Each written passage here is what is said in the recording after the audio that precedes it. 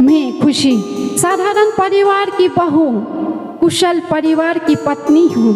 फिर मेरे बच्चे और सास ससुर के साथ बहुत खुश रहता हूँ। पति भी बहुत खुश है मेरे साथ। मैं किचन से शुरुआत करता हूँ अपने काम, सास ससुर की बहुत देखभाल करता हूँ। इससे ही मेरा दिनचर्या बीतता है।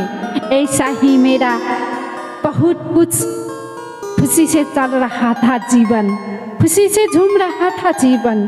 कल क्या पता, किसको पता भविष्य में क्या होता है। फिर एक दिन आया जो मैं बाजार गया था, उसी वक्त मेरा एक्सीडेंट हुआ बड़ा और मैं अपाहिज हो गया।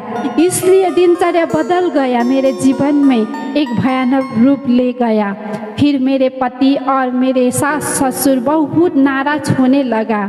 ऐसा ही दिनचर्या बीत रहा था, बहुत ताना मारता था, फिर भी मैं सह रहा था। क्या करे, मेरे साथ कुछ नहीं हो रहा था, कुछ नहीं कर रहा था। मेरे पति ने कह दिया था कि तू अपाहिज होता है तो उसी वक्त मर गया, क्यों नहीं मरा, ऐसा बोलता था। फिर भी मैं चुप रहा था। वो सास ससुर में खास खुश कर रहा था। उसी वक्त किसी ने मेरे साथ कभी अच्छा नहीं किया। ऐसा ही दिन बीत रहा था। एक दिन मायके जाने की जिद कर रहा था पति, क्यों? मैं और बेटी के साथ लेकर गया और मायके में छोड़ दिया हम लोगों को। वो अकेले ही इधर ससुराल में चला गया। मैं उसकी राह देख रहा था। 6 महीने बीत गया, फिर भी कुछ नहीं पता चला। कुछ समय के बाद मैं ससुराल चला गया हूँ। उसी वक्त मैंने देखा कि बगल में एक दुल्हन बैठा रहा था।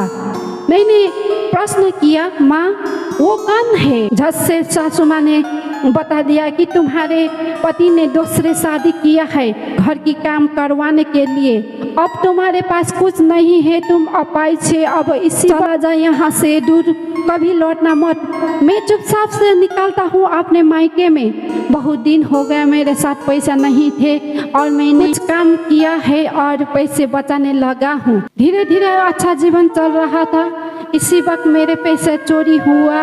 बार बार ऐसा वक्त आया कि वो आदमी अनजान बनकर आया और मेरे साथ बहुत अच्छा किया। वो अनजान थे पर प्यार से रहने लगता था। मैंने भी उससे प्यार करने लगा हूँ। इसी वक्त उसने एक दिन अपने घर दिखाया था। मैंने भी सपने देखने लगा था। वो अनजान शख्स ने उसके घर में बंद कमरे में मेरे को बैठाया और दरवाजे बंद किया। मैंने प्रश्न किया, क्या हम शादी करने वाला है? उसने झटपट प्रश्न के उत्तर दिया है, तुम्हारे साथ कौन शादी करता है? ओहो हो, शादी के सपना दूर, तुम्हारे पास कौन रहता है? इसलिए शादी के सपने नहीं देखा तो ही अच्छा है। यहाँ क्यों ले आया है? किस मकसद से ले आया है यहाँ मेरे को? क्योंकि तुम्हारे साथ जो है मेरे साथ नहीं है। क्योंकि तुमको सरकार ने बहुत पैसा देने वाला है, इसलिए मैंने रखा है।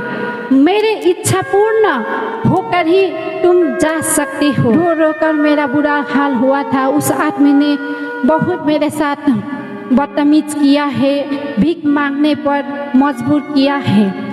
मेरे बेटी ने बहुत कोशिश किया। मेरी बेटी ऐसा है कि मत्ती के भाड़ा फोड़कर कुछ पैसे जमा कर दिया था और मेरे फोटो बनाने लगता था। फिर भी कुछ नहीं पता चल रहा था। इस आदमी ने बच्ची के साथ कैसा कह दिया था कि तुम्हारे माँ बहुत जल्द लौटेंगे, तुम शांत रहना, ऐसा बता दिया था।